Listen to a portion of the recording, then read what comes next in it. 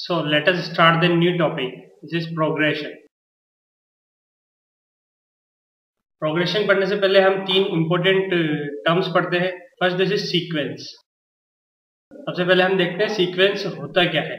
Sequence क्या होता है? नंबर्स का अरेंजमेंट होता है जो एक अकॉर्डिंग टू ए रूल, एक रूल फॉलो करता है. जैसे कि हम एग्जांपल के थ्रू इसे समझे तो 1 2 3 4 ये सब एक सीक्वेंस है. अगर हम बात करें 1 square 2 square 3 square and 4 square, ये भी सारे के सारे सीक्वेंसेस है.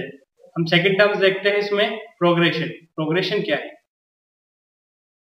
प्रोग्रेशन ये सीक्वेंस का एक टाइप होता है जिसमें डेफिनेट रिलेशनशिप्स होता है बिटवीन टू कंसेक्यूटिव नंबर्स. जैसे कि हम इसके एग्जांपल देखें तो 1 2 3 4 ये एक तरह की प्रोग्रेशन है. प्रोग्रेशन होने के साथ साथ ये एक सीक्वेंस भी है. थर्ड देखते हैं हम सीरीज. सीरीज में देखते हैं क्या होता है. इसमें जो हमारे सीक्वेंस की टर्म्स होती है उन सीक्वेंस की टर्म्स के बीच में हम कोई सा मैथमेटिकल ऑपरेशन परफॉर्म कर देते हैं तो वो एक सीरीज बन जाती है. जैसे कि हम एग्जांपल के थ्रू देखें कि एक सीरीज क्या हुई. जैसे हमारे पास फर्स्ट एग्जांपल लिया हमने सीक्वेंस का जिसमें 1 2 3 4 एग्जांपल है हमारा. अगर इन सब के बीच में मैं कोई मैथमेटिकल ऑपरेशन परफॉर्म कर दूं जैसे 1 + 2 + 3 + 4 अप टू द एंड, तो ये हमारे पास सीरीज कहलाएगी. अब हम प्रोग्रेशन हमारे तीन तरह की होती है. प्रोग्रेशन हमारे पास तीन टाइप्स की होती है. फर्स्ट है AP, this is arithmetic progression. Second होती है हमारे पास जीपी, ज्योमेट्रिक प्रोग्रेशन. और थर्ड होती है हमारे पास एचपी. तो हम स्टार्टिंग करते हैं एपी से. This is arithmetic progression. First topic arithmetic progression. Arithmetic progression की सबसे पहले डेफिनेशन देखते हैं. अर्थमेटिक प्रोग्रेशन में होता क्या है, इस तरह के सीक्वेंस में जो हमारे दो कंसेक्यूटिव नंबर रहते हैं उनके बीच का डिफरेंस हमेशा पूरी सीरीज में सेम आता है. जैसे कि हम इसकी जनरल फॉर्म देखें अर्थमेटिक प्रोग्रेशन की होती है a + d a + 2d and dash. इसमें हम देखें कि a और a + d तो कंसेक्यूटिव नंबर्स के बीच में जो डिफरेंस आ रहा है वो सेम आ रहा है और इस डिफरेंस को हमने क्या कहा, d. ये हमारा कहलाता है this is a common difference. हम एन टर्म्स की बात करें किसी भी अर्थमेटिक प्रोग्रेशन का, अगर हमें एन टर्म्स कैलकुलेट करना है तो एन टर्म्स कैसे निकाला जाएगा. This is tn = a + n - 1 * d where a is equal to, जहां पर हमारे पास जो a होगा वो क्या होगा, this is the first term of given AP, first term. और d हम देख चुके, d हमारा कॉमन डिफरेंस हुआ, n हुई जितनी भी हमें टर्म्स चाहिए. This is the total terms. जैसे हम इस पर एक एग्जांपल लेते हैं, क्वेश्चन देखते हैं. इस पर एक क्वेश्चन कि हमारे पास एक सीरीज है 5 9 13 17. मुझसे पूछा है कि इसकी जो 10th टर्म होगी वो क्या होगी. Calculate the 10th term of this AP. तो 10th टर्म के लिए हम इसका सबसे पहले सॉल्यूशन देखते हैं कि मेरे को कोई सी भी n टर्म्स निकालनी है तो उसका फॉर्मूला है tn = a + n - 1 * d, where a is equal to 5 and d is the common difference between two consecutive numbers. This is 9 - 5 is equal to 4. a is equal to 5 plus n - 1. n की value हमारे पास 10 है, n की वैल्यू 10 है, then 10 - 1 into d. और d हमारे पास टू कंसेक्यूटिव नंबर्स का डिफरेंस है, this is 2. Then is equal to 5 plus 9 into 4, this is 36 plus 5, this is 41 is the 10th term. Next question देखते हैं हम इस पर. और जो क्वेश्चंस बन सकते हैं कि इस बार मेरे को 10th टर्म पूछी थी, इस बार यूं बता रखा है कि 41 हमारी कौन सी टर्म होगी. Which term having the value of 41, which term having the value 41. मुझे ये बताना है इस एपी में वो कौन सी टर्म होगी जो 41 आएगी. मैंने मान लिया कि वो n टर्म होगी, वो हमारे पास n टर्म होगी. This is a + n - 1 into d. वो टर्म हमारे पास कौन सी, tn.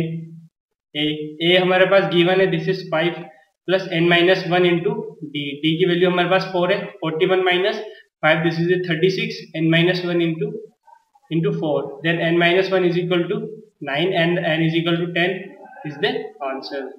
नेक्स्ट क्वेश्चन देखते हैं हम. नेक्स्ट क्वेश्चन में हमसे पूछा गया है कि 38 जो नंबर है वो हमारी गिवन सीरीज की कोई टर्म होगी या नहीं। 38 is the term of series और not.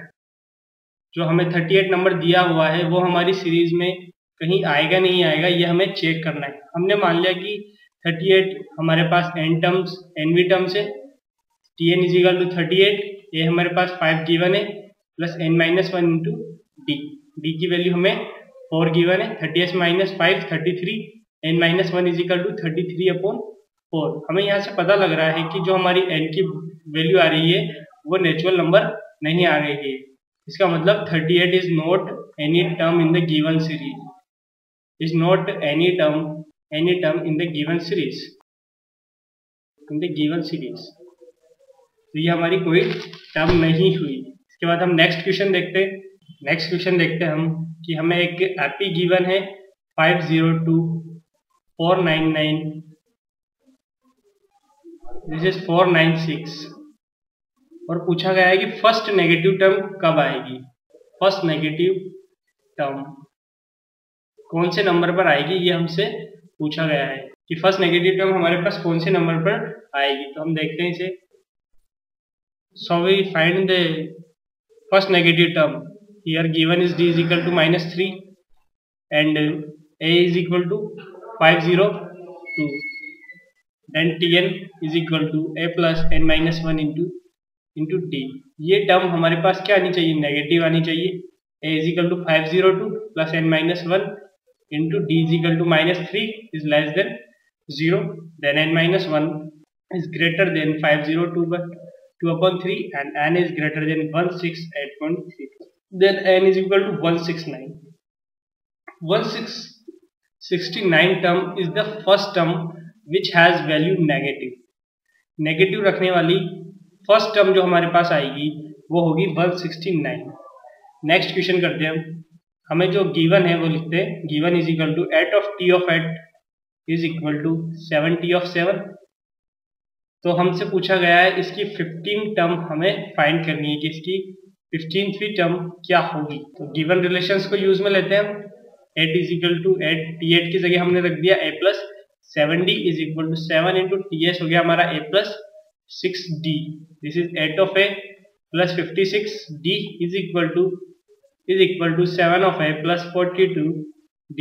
This is a plus 14d is equal to 0. A plus 14 is equal to T15. This is the 15th term. Means the 15th term of this series is equals to 0. Next question देखते हैं हम। Next question एक अच्छा question है, ध्यान से देखिएगा। मेरे पास एक सीरीज है 300 से लेकर 800 के बीच में मुझे बताना है कि how many numbers which is divisible by 7। मुझे बताना है कि how many number which is divisible by 7। ऐसे नंबर्स के बारे में बताना है जो 7 से डिविजिबल है। तो सबसे पहले 301 चेक करता हूं मैं कि 301 7 से डिविजिबल है या नहीं। 301 इसे हमने 7 से डिविजिबल किया, 7428 रिमाइंडर 21 7321। तो फर्स्ट टर्म तो हमारा हो गई हमारी 301 हमारा कंप्लीटली डिविजिबल है।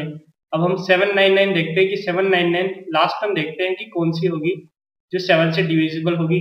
1 7 0 9 आया, 7 1 जा 7, देन 2 9 7 4 28। एक रिमाइंडर आ रहा है, इसका मतलब ये हुआ कि हमारे पास जो गिवन टर्म होगी अगर वो एक कम होगी तो कम्प्लीटली 7 से डिविजिबल होगी। मतलब जो हमारे पास लास्ट टर्म होगी वो होगी 798। हमारी सीरीज क्या बनी, फर्स्ट टर्म होगी 301। इसके बाद हर 7 के डिफरेंस पर ये 7 से डिविजिबल होगा। This is 308 315 and the last term is 79। बस हमें यही बताना है कि इस सीरीज में 798 जो नंबर आ रहा है वो कौन से टर्न पे आ रहा है। This is 798 is equal to a plus 301 plus n-1 into D की वैल्यू हम आ रही है हमारे पास 7। तो this is n is equal to this is 71 plus 1 is equal to 72। Mean 72 इसमें 300 से 800 के बीच में टोटल टर्म्स होगी जो हमारे पास 7 से डिविजिबल होगी। इसके बाद हम देखते हैं नेक्स्ट क्वेश्चन। अभी हमने देखा कि जो हमारी टर्म थी this is t of n is equal to a plus n minus 1 into d। tn से हमारा मतलब होता है nth term from starting, nth term from starting, starting से nth टर्म हो गई। अगर मेरे को क्वेश्चन में दिया गया है कि मुझे लास्ट से एंड से kth टर्म निकालनी है, तो मुझे देखता हूं कि मैं इसे किस तरह से कैलकुलेट करूंगा। तो हमारे पास सीरीज हमने a is equal to a plus d a plus 2d, इसमें जो हमारी लास्ट टर्म थी वो थी tn। अगर मैं सीरीज को उल्टा लिख दूं तो a plus n minus 1 into D, a plus n minus 1 2 into D, a plus D D. अब जो लास्ट से हमारी kth टर्म थी इस सीरीज के अकॉर्डिंग वो स्टार्टिंग से kth टर्म हो जाएगी। तो kth टर्म्स क्या हो जाएगी हमारी first term, this is a plus n minus 1 into d plus kth term निकालनी, this is k minus 1 into d. D कितना हो जाएगा, डी इस बार हो जाएगा माइनस का डी, जो हमारे पास सोल्व करने में वैल्यू आएगी a plus n minus 1 k into D. तो इसे हम ध्यान से देखें कि ये हुआ क्या। हमारे पास जो एंड से kth टर्म आ रही थी, एंड kth टर्म थी, वो आखिर हम सॉल्यूशन से देख के बता सकते हैं कि वो टर्म अगर हमें डायरेक्टली निकालनी है तो स्टार्टिंग से हम n माइनस के प्लस 1th टर्म यूज में लिया जाए। तो इसे हम कह सकते हैं स्टार्टिंग से लें तो this is n plus k minus 1th term. So we can easily calculate. अगर हमारे पास एंड से दिया गया है तो हम इजीली कैलकुलेट कर सकते हैं। हम इसे n माइनस के प्लस 1 टर्म्स कैलकुलेट करके इजीली कैलकुलेट कर सकते हैं। ठीक है, तो आज के लिए इतना ही है। शीट्स करिएगा, डीपीपी करिएगा, फिर हम कल देखते हैं। ओके।